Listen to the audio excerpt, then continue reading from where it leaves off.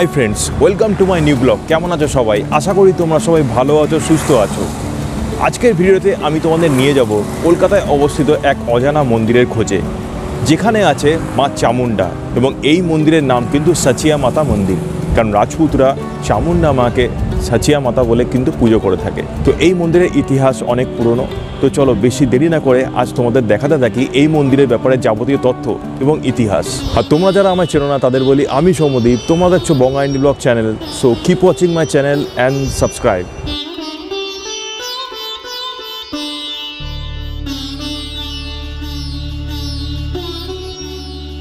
রাস্তা থেকে ঢোকার মুখেই পড়ল মন্দিরটি। মন্দিরটি অসাধারণভাবে আজ সাজানো হয়েছে।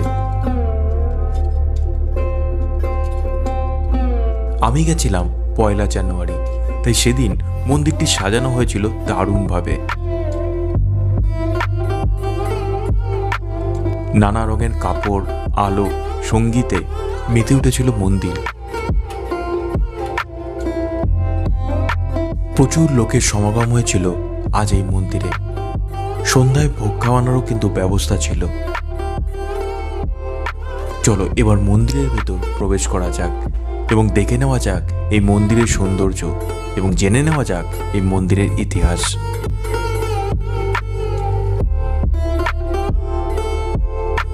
মন্দিরের প্রবেশের মুখেই রয়েছে 2টি হাতির স্তম্ভ।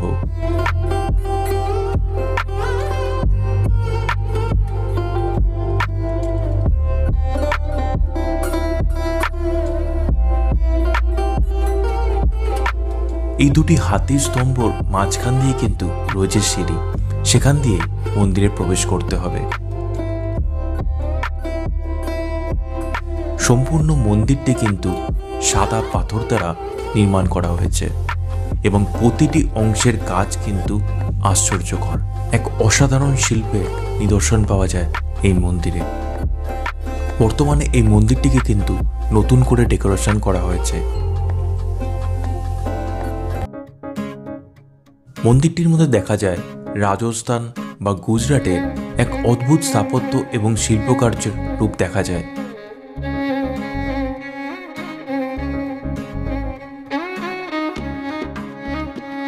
মন্দিরটি মূলত রাজস্থানের পারমার্থের কুল দেবতা সাচিয়া মাতাকে উৎসর্গ করা হয়েছে, যিনি মূলত সুরাটে অসামান্য সাচিয়া মাতা ওসিয়ানওয়ালি নির্মাণ করেছিলেন। এই মন্দিরটি যদিও তার সমসাময়িকের মতো অতটা বড় নয়, এটি অক্ষরধামের সমতুল্য একটি সীমিত জায়গার মধ্যে পাথরের তৈরি একটি সমৃদ্ধ শিল্পকর্ম উপস্থাপন করে। এই মন্দিরের মধ্যে রয়েছে মহাদেব, মাতা পার্বতী, শ্রীকৃষ্ণ ও রাধা, মা দুর্গা এবং লক্ষ্মী মাতার বিভিন্ন বিগ্রহ দেখা যায়। সাচিয়া মাতার ইতিহাস বিভিন্ন লোককাহিনীর সাথে জড়িত এবং মন্দিরটি রাজস্থানের একটি বিশিষ্ট ধর্মীয় এবং সাংস্কৃতিক স্থাপত্য নির্দেশ করে। এই মন্দিরের ইতিহাস জৈন ধর্ম মতে জানা যায়। জৈন কিংবদন্তি অনুসারে আচার্য রত্নপ্রভাসুরী একজন পরমার রাজার পুত্র উৎপল দেবের জীবন পুনরুদ্ধার করেন এবং গ্রামবাসীরা জৈন ধর্মে দীক্ষিত হয়। আচার্য চামুন্ডাকে চাতুর্মাসের সময় ওসিয়ানে থাকার জন্য সত্যই পরামর্শ দেওয়ার পর তিনি দেবী চামুন্ডাকে সাচিয়া মাতা নামে নামকরণ করেছিলেন। জৈনরা সাচিয়া মাতাকে অর্ধদেবী হিসাবে পুজো করত, যিনি ভূমি এবং ওসওয়াল গোষ্ঠীকে রক্ষা করেন। হিন্দু কিংবদন্তি অনুসারে জানা যায় মন্দিরটি মূলত দেবী চামুন্ডা দেবীর মন্দির ছিল। দেবী দুর্গার নবম অবতার ছিল চামুন্ডা মাতা এবং তিনিই ছিলেন শেষ অবতার। দেবী একজন আচার্যের প্রতি ক্রুদ্ধ হয়েছিলেন, যিনি ভক্তদের তার ভক্তিতে যজ্ঞকর্ম করা থেকে বিরত করেছিলেন। আচার্য ক্ষমা চাওয়ার পর দেবীর নাম রাখেন সচী মাতা। মন্দিরটি খ্রিস্টীয় 8ম শতাব্দীতে পারমার রাজা উপেন্দ্র তৈরি করেছিলেন। এটি কয়েক শতাব্দী ধরে বেশ কিছু সংস্কার এবং সম্প্রসারণ করা হয়েছে। এই মন্দিরে 12 শতকের স্থাপত্য নির্মাণের নিদর্শন দেখা যায়। সাচিয়া মাতাকে রাজস্থান এবং গুজরাটের অনেক জাতি কুলদেবী হিসাবে পূজা করে, যার মধ্যে পারওয়ার রাজপুত, ওসওয়াল, চরণ, জৈন এবং আরও অনেক হিন্দু রয়েছে। মন্দিরটি গোল করে প্রদক্ষিণ করার সময় পড়বে বেশ কিছু ভগবানের বিগ্রহ, যেই বিগ্রহগুলো কিন্তু দেখতে খুব সুন্দর।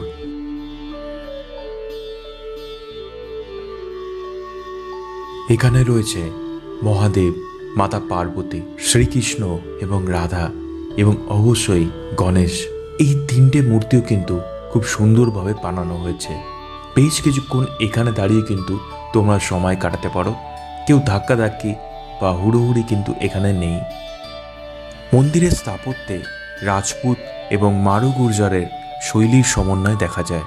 অসাধারণ খোদাই, অলঙ্কৃত স্তম্ভ এবং ভাস্কর্য কিন্তু রয়েছে এই মন্দিরে। এই মন্দিরের প্রতিটি দেওয়ালের মধ্যে তোমরা দেখতে পাচ্ছ খুব সুন্দরভাবে বিভিন্ন মূর্তিকে খোদাই করে বানানো হয়েছে। যদিও বর্তমানে পুরনো মন্দিরকে কিন্তু নতুন করে ডেকোরেশন করা হয়েছে, আমি আগেই বলেছি।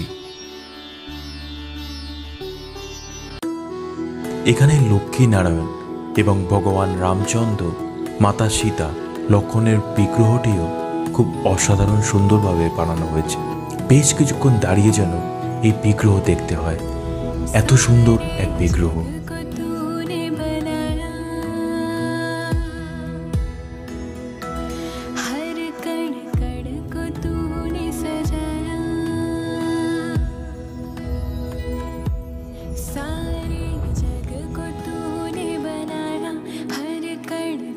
এবার তোমাদের যে দেখাচ্ছি এটিই হলো সচিয়া মাতার বিগ্রহ।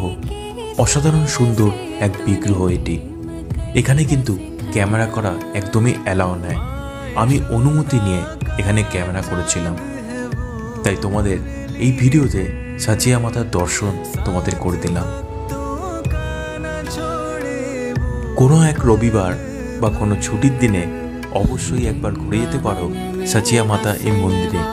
এই মন্দিরে আসলে মন কিন্তু তোমাদের ভালো লাগবেই, আর মায়ের দর্শন করে মুগ্ধ হবে মন। সন্ধেবেলা এখানে পুজোর সময় লাইন দিয়ে কিন্তু সবাই প্রসাদ গ্রহণ করে থাকে।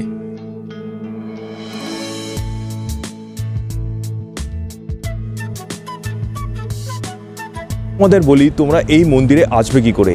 এই মন্দিরে আসার জন্য তোমাদের অবশ্যই চলে আসতে হবে Jatin Das park metro station.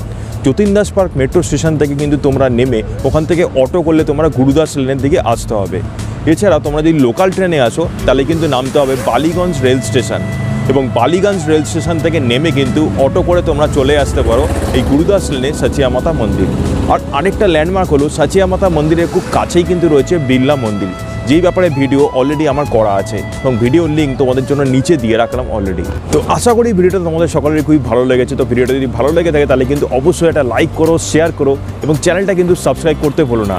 আর সাবস্ক্রাইব করার পর কিন্তু অবশ্যই বেল আইকনটা প্রেস করো, যাতে আমার ভিডিওর প্রতিটি নোটিফিকেশান তোমাদের কাছে সবার আগে পৌঁছে যায়। তো দেখা হয়ে যাবে নতুন কোনো ভিডিওতে, নতুন কোনো জায়গায়, নতুন কোনো তথ্য নিয়ে আবার চলে আসবো। ততদিন তোমরা ভালো থেকো, সুস্থ থেকো। চলো, বাই।